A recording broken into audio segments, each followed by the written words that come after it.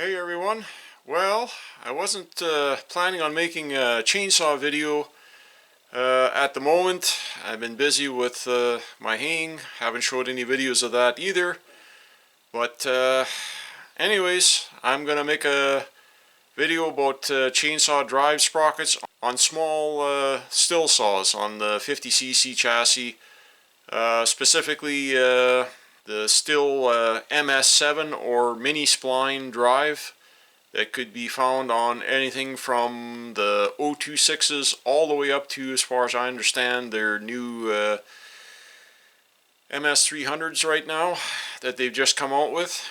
It would appear that I seem to have gotten myself into a bit of a controversy, or a little bit of a flip-flap on someone else's channel, apparently over in Great Britain, where they're demoing these saws right now. Somebody asked a question in the comments of that other individual's channel. They didn't get an answer right away, and I just happened to be reading in the comments, so I jumped in and answered that person's question. I guess I should have kept my mouth shut, because apparently I got mentioned on their channel, and apparently this guy ran it past Stihl, and I don't think they were too happy about my recommendation, or giving sizes about what you can run for different size sprockets on the small Stihl saws. Now, this isn't anything groundbreaking or new. What the question was to the video was, the guy was presenting the new MS300, like I mentioned. He said it came equipped from Stihl with a 325 8-tooth sprocket. Now what the question was, somebody posed to him asking was, yeah, but can it be outfitted with a 325 7-tooth sprocket? From what I could see in the video, or what he was showing of the clutch drum, Stihl is still using the mini spline drive system, so it would be the 17mm mini spline drive sprocket. I made mention in the comments answering that other person's question. They asked a simple question and I answered. They wanted to know, it came with a 8-tooth 325, can I run a 7-tooth 325? Of course you can. There's also the third option, which is you can run a full 3/8 7-tooth, and Stihl themselves offer the 3/8 mini spline, not 3/8 Pico, low profile, full 3/8. I have some sprockets here in my pocket, along with part numbers and note card, and I'll go ahead and read off the part numbers, and I'll probably go ahead and just show them to you. Part numbers for 325 7-tooth. Now if you want the part number for a 325 8-tooth, now if you want to run a full 3/8 7-tooth, so there you go. And these are all Stihl OEM numbers. This is not aftermarket. This is not some off-the-wall recommendation by me. I was simply quoting standard Stihl part numbers that are available from Stihl. They've been available right from the very beginning for the 026s, right up to the current MS261s. Now, do I run 3/8, full 3/8 on some of my small Stihl 50cc saws? Yes, I do. I have some equipped in both 325 and full 3/8.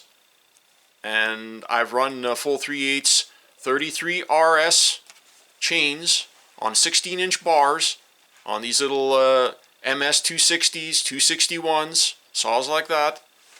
I've run 325 7-tooth, 325 8-tooth. I have not run any of the Pico stuff. Just never bothered getting into that. That's already enough between the 325 and the 3/8.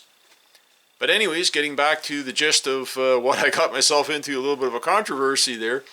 I guess he ran my comment past some of the Stihl reps or techs, and they told him it was not recommended and you should not be running 3/8 full 3/8 on their small 50cc saws.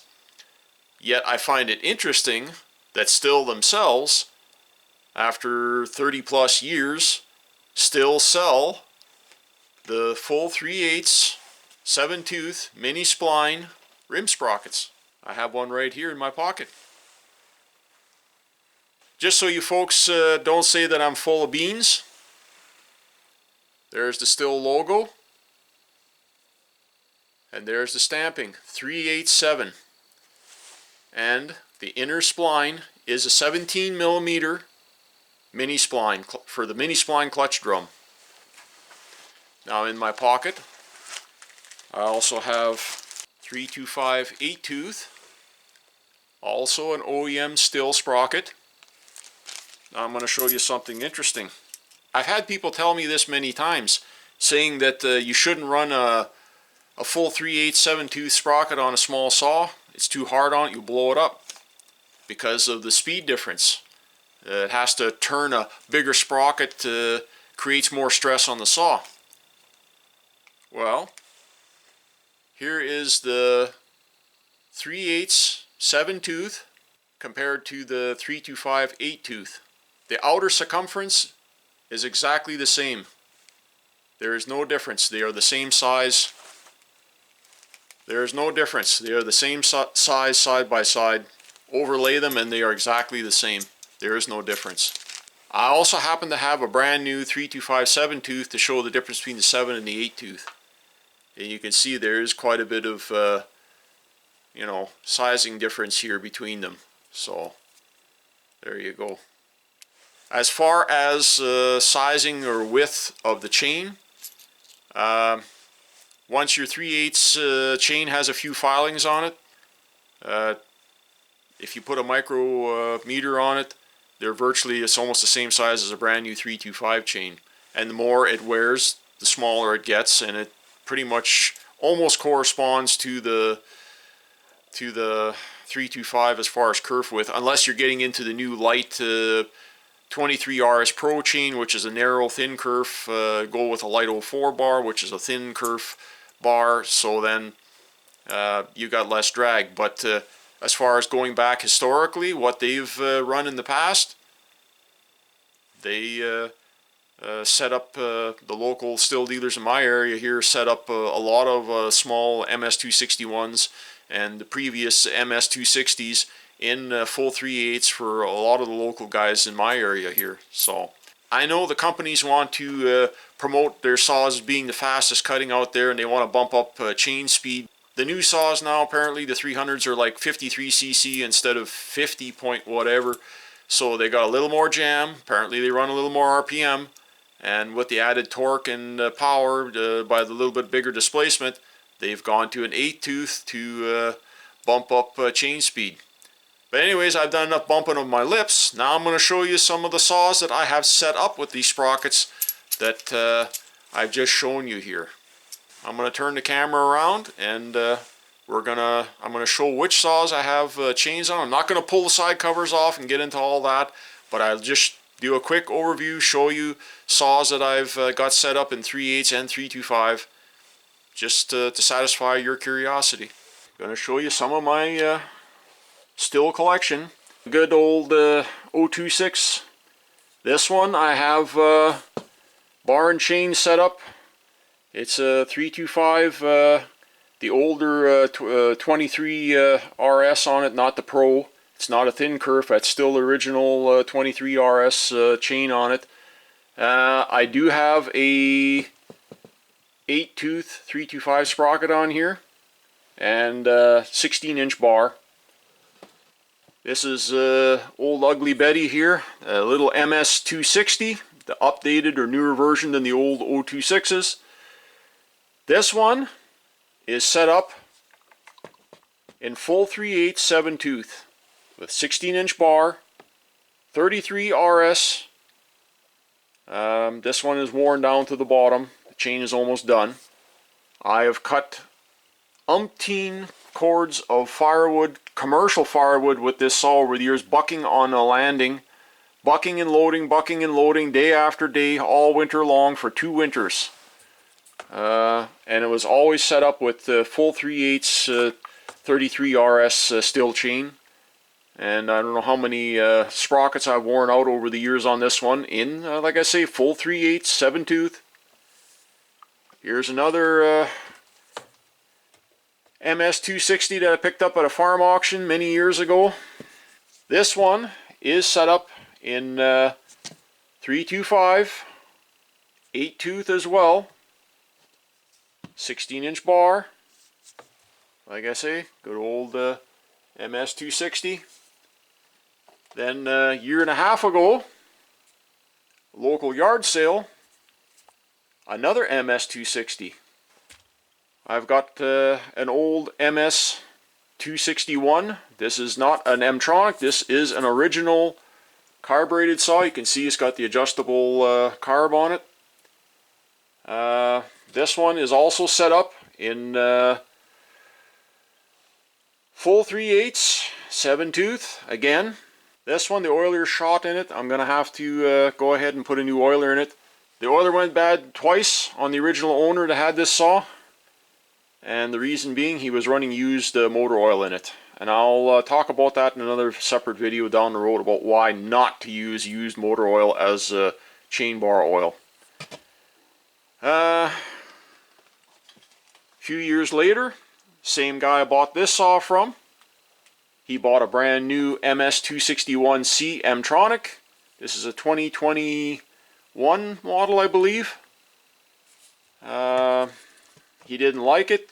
Don't know why. He was having issues with calibrating his M-tronic. It kept going out of whack because he wasn't giving it a chance to adjust for climate or change in temperature, stuff like that. And when he first bought the saw, he literally put 1 tank of gas through it. It had nothing but issues because he just would not take the time to let the saw calibrate itself or take and do a proper field reset on it. So he got mad at the saw and he sold it to me. This little saw has done a lot of actual riding on the skidder with me, logging, topping and limbing. This one was doing some for a while, but like I say, the oiler gave out in it, and I'll do a future video on me repairing the oiler on this one. So I have an M-tronic 261 and a straight up carbureted 261. So if anybody says I'm full of crap and you can't run a full 3/8 chain on a 50cc saw, and these saws must be suffering because of it, no, they don't. They're not that bad. They do very well all the way back, like I say, on the old MS260s up to the 261s. Even the latest version before now, I guess they're discontinued, but anyways. Well, there we go. Old controversial Stu. I practice what I preach. I run full 3/8 on my small saws, along with 325. But even if they were to stop offering the full 3/8 mini spline drive sprocket in the future, all the aftermarket suppliers out there now are punching out, no name brand or even name brand associated with them in that mini spline drive size for full 3/8 7 tooth. So I've, like I say, I run both, and in the future, if I ever do get my hands on a 300, if it the right opportunity comes along, or if I'd ever decide to buy one brand new, it may be recommended to run them in 325, and you should for your warranty period, obviously. But anything after that, I would maybe continue to run it in 325, or I might swap it over to 3/8. Who knows? But to say that it's hard on the saw, or you're going to wreck the saw if you're doing that, guys have been running full 3/8 on small saws for 30 plus years. I've been doing it for the better part of a decade on these small saws. I've never had an issue. I've never burned up a saw because of it. And that's in a pro logging setting, doing topping and limbing. If you're doing heavy arborist work in hardwood and you're pulling full 3/8 in 90-degree plus heat or something like that, yeah, I could see where you could possibly screw up a saw. But then you can do that in 325 too if you push them too hard with a dull chain and too long of a bar and too big of a wood for the saw. If you got big wood, run a big saw, plain and simple. If you got a sharp chain and you know how to sharpen it, then there's no issue with running smaller saws even in bigger wood. I've done it for years. Just got to know the limit of where you can push a saw to, and to not overdo it. Once again, everyone, I'd like to say thanks for stopping by and checking out another one of my videos, and we'll see you all on the next one.